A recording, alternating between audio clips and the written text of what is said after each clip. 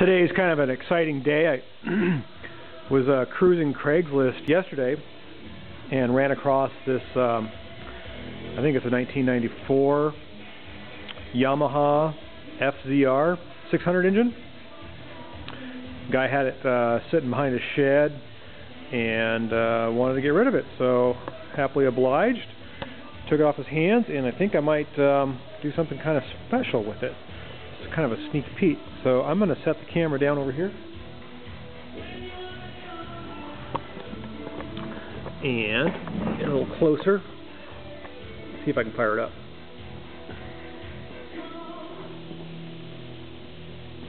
Same with all the cables. It's already primed the fuel. You can got that camera up here. Turn it on. And we'll put some headphones on.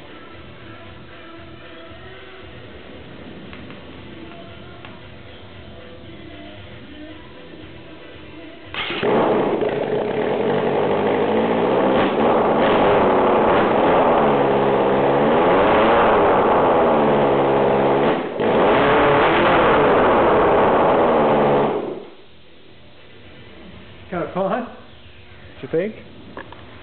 So yeah, keep your eyes peeled. You might see this engine in something that I own.